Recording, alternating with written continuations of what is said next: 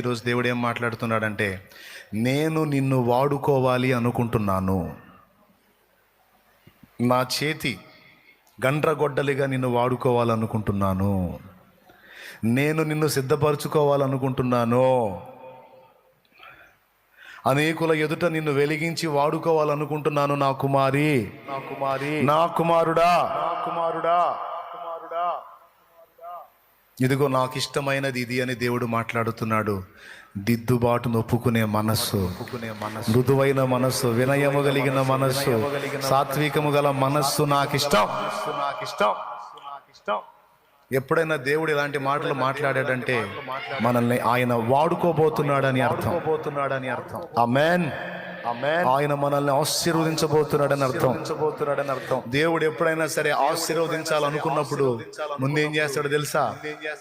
దిద్దుబాట్లు చేస్తాడు. ఏబులో ఆ లక్షణాలు ఉన్నాయి కాబట్టే కొలిమిలో పెట్టి దిద్దుబాటు చేసి రెండంతలుగా ఆశీర్వదించాడు. దేవుని పద్ధతి ఇదే. దేవుడు ఒకరిని వాడుకోవాలి అనుకున్నప్పుడు ముందు చేసే పని ఏంటో తెలుసా? లోపముగా ఉన్న వాటిని ఫస్ట్ దిద్దుతాడు, చక్క చేస్తాడు. అపోస్తలుల్ని అంతే, వాళ్ళ లోపాలన్నీ దిద్ది పరిశుద్ధాత్మ అగ్ని చేత వారిని కాల్చి శుద్ధి చేసి ఆ తర్వాత తీసుకెళ్ళి వాడుకున్నాడు. దేవుని పద్ధతి అంటే ఆయన నిన్ను ఆశీర్వదించబోతున్నాడు. ఫలభరితమైన పాత్రగా నిన్ను నన్ను మనల్ని చేయబోతున్నాడు ఆయన. అందుకే ఒక్కసారి ఈ మాట చేత సంధించాడు. నువ్వు ఎంత ప్రార్థన చేసినా జవాబు ఎందుకు రావట్లేదు అంటే కొన్ని విషయాలు నేను చెప్పినా నువ్వు దిద్దుకోవట్లా. నేను క్షమించు అన్నవారిని క్షమించట్లా, ప్రేమించు అన్నవారిని ప్రేమించట్లా, సహాయపడు అన్నవారికి సహాయపడట్లా.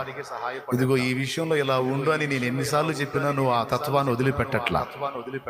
అందుకే నేను నిన్ను పక్కన పెట్టి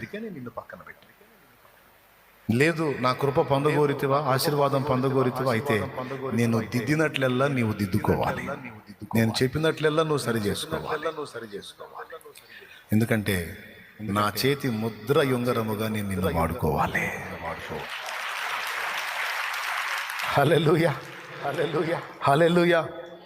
జనములకు వెలుగుగా నిన్ను నియమించాలి, ఆశీర్వాద కారణంగా నిన్ను చేయాలి. దానికి నీలో ఉన్న ఈ తత్వం అడ్డుపడుతుంది. అప్పుడప్పుడు నా ఆత్మ భంగపడుతుంది.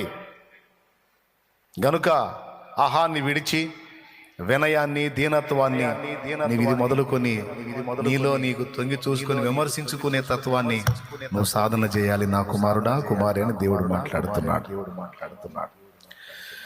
దేవుని మాటల్ని సీరియస్